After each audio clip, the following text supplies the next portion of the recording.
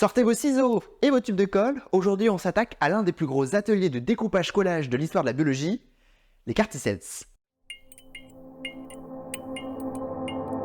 Dans les années 1970, naît l'immunothérapie, ou comment traiter des cancers grâce à nos défenses immunitaires. Tous ces traitements boostent le système immunitaire des patients et patientes. Mais pourquoi ne pas essayer de carrément leur donner des super pouvoirs? Vous pensez que je pousse le bouchon un peu trop loin? Eh ben c'est là que les carticelles entrent en scène. Pour comprendre comment doter le système immunitaire de super pouvoirs, il faut déjà le comprendre.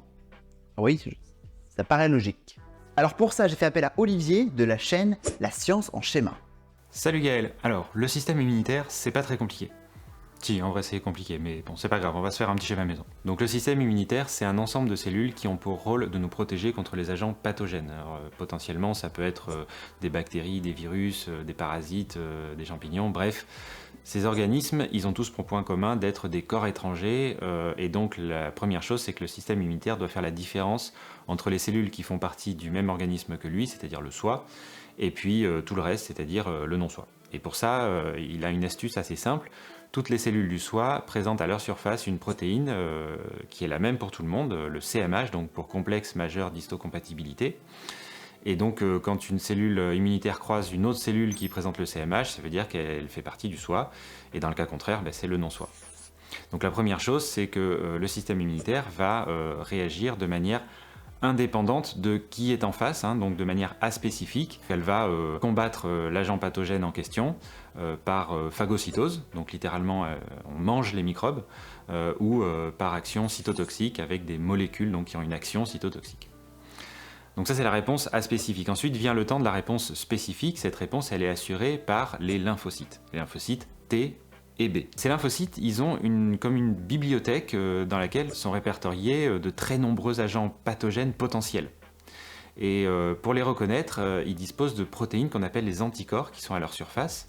Et ces anticorps sont capables de reconnaître des parties spécifiques de l'agent pathogène en particulier, d'où la spécificité. Alors en pratique, les lymphocytes B vont entrer en contact avec l'agent pathogène. Ce contact se fait donc grâce aux anticorps qui sont à la surface du lymphocyte B. Et quand il y a contact, le lymphocyte s'active, il va se cloner, et donc ces lymphocytes vont passer à l'attaque ensuite, donc pour défendre l'organisme contre cet agent. Et une partie de ces lymphocytes vont se mettre en réserve au cas où il y ait une deuxième infection par ce même agent pathogène. C'est en quelque sorte les réservistes, voilà. Et c'est eux qui assurent l'immunité dans le temps de l'individu. Pour le lymphocyte T, c'est grosso modo pareil, mais en différent. C'est-à-dire qu'en pratique, le lymphocyte T, quand il croise un agent pathogène, il ne se passe pas grand-chose. Pour qu'il s'active, il faut lui présenter les choses d'une manière un petit peu particulière. Donc par exemple, ça peut être un macrophage qui va phagocyter la bactérie, si c'est une bactérie, il va la digérer, et puis il va réutiliser des morceaux de cette bactérie qu'il va placer à l'intérieur de ces molécules CMH, les mêmes molécules dont on parlait tout à l'heure, celles qui permettent de reconnaître le soi. Et le lymphocyte T, lui de son côté, il a un récepteur qu'on appelle le TCR, pour T-cell receptor, et qui va être capable de reconnaître le complexe CMH antigène. Et une fois qu'il y a contact, le lymphocyte T s'active et lui aussi, du coup, passe à l'action. Voilà. Merci Olivier. Avec des schémas, c'est quand même plus simple. Les lymphocytes sont donc essentiels pour reconnaître des intrus comme les cellules cancéreuses via leurs antigènes. De l'antigène comme dans ma bagnole? Non, des antigènes. Avant de comprendre comment donner des super pouvoirs aux lymphocytes, abonnez-vous à la biologie. Likez et partagez cette vidéo. C'est le meilleur moyen de transformer cette chaîne en super la biologie. En 1987, le docteur Yoshikazu Kurosawa et son équipe de recherche décident de donner un super pouvoir aux lymphocytes T. Objectif, créer un récepteur chimérique qui reconnaisse un antigène précis. À tout hasard, un antigène d'une cellule cancéreuse. Et c'est là que commence l'atelier de découpage-collage. Les scientifiques prennent la séquence ADN qui code pour la structure qui reconnaît un antigène précis. Ils prennent aussi la partie de la séquence du TCR, le récepteur des lymphocytes, qui ne change jamais. Ils collent les deux morceaux ensemble et paf, ça fait des chocs à pic. C'est le premier TCR chimérique. Les expériences montrent que les lymphocytes qui ont ce super récepteur reconnaissent bien l'antigène et s'activent.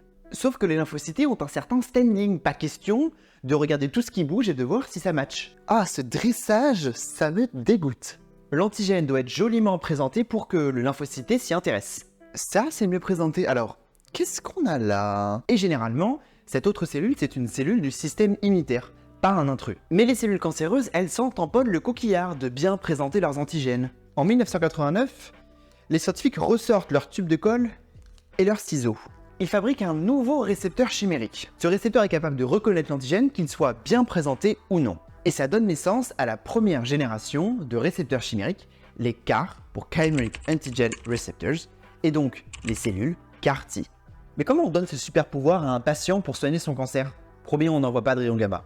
Pour ça, les lymphocytes du patient ou de la patiente sont d'abord récupérés. On leur donne leur super pouvoir en leur injectant la construction qui code la séquence pour ce récepteur chimérique. On obtient alors des CAR T-cells, et ces cellules sont cultivées en laboratoire pour les multiplier, puis réinjectées aux patients. Les études sur animaux donnent des résultats très encourageants, sauf que, quand on passe aux études cliniques chez l'humain, c'est un flop. Mais si vous pensez que les scientifiques allaient laisser tomber, vous vous mettez le doigt dans la cartille jusqu'au coude. Il faut continuer à les améliorer, et pour pouvoir les améliorer, il faut comprendre les bases du vivant. D'où, encore une fois, l'importance de la recherche fondamentale, notamment sur le système immunitaire. En fait, le lymphocyte a besoin de 2 feux verts pour se lancer sur la route arc-en-ciel. Jusque-là, les CAR T-cells se sont concentrés sur l'activation du lymphocyte par son récepteur TCR. C'est le premier feu vert. Mais à côté de ce récepteur, il y a d'autres récepteurs qui favorisent son activation. C'est le deuxième feu vert. À la fin des années 90, les équipes de recherche s'intéressent justement à ce deuxième type de récepteur. L'équipe de Michel Sadelain ressort les ciseaux et la colle pour fabriquer de nouveaux récepteurs chimériques. La puissance de cette construction, c'est justement qu'elle inclut les 2 feux verts. Et une fois optimisée, cette méthode donne naissance aux CAR T-cells de 2e génération. Et cette fois, c'est la bonne. Let's go taper les cellules cancéreuses. En 2011, l'équipe du Dr Carl June soigne 3 patients atteints d'une leucémie avec cette nouvelle génération de CAR T-cells. Les cellules cancéreuses disparaissent de leur corps. Et pour 2 de ces patients, c'était toujours le cas 10 ans après le traitement. En 2018, l'Agence européenne du médicament a autorisé pour la première fois une thérapie à base de CAR T-cells contre une leucémie. Alors, tous guéris grâce aux CAR T? Malheureusement non. Les cellules cancéreuses ont tendance à s'adapter aux CAR T-cells en masquant l'antigène qu'elles présentaient. Ces super cellules ne sont alors plus d'aucune utilité. Et chez certains patients et patientes, elles ne fonctionnent pas dès le départ. Et puis les CAR T-cells ne fonctionnent pas vraiment sur les cancers du sein, du foie ou du poumon, qui sont pourtant les plus courants. Les lymphocytes utilisés venant du patient, parfois les CAR T-cells produits ne sont pas assez efficaces. Heureusement, des recherches et des essais cliniques sont en cours pour doter d'autres cellules du système immunitaire de ce super pouvoir ou pour les faire fonctionner sur d'autres cancers. Une fois ces difficultés levées, il en restera une ou beaucoup plus terre à terre, la thune. Actuellement, les thérapies CAR-T sont vendues au doux prix de 500 000 $. Aussi facile d'accès qu'un dermato. Les CAR T-cells sont loin d'être les seules nouvelles thérapies qui ciblent notre système immunitaire. Tous ces travaux reposent sur notre profonde compréhension du système immunitaire. Sans ces recherches, pas de nouveaux traitements. Si ça vous intéresse de tout savoir sur le système immunitaire, allez voir la vidéo d'Olivier, de la science en schéma. Mais avant de partir, abonnez-vous pour recevoir votre propre kit de découpage de récepteurs CAR-T.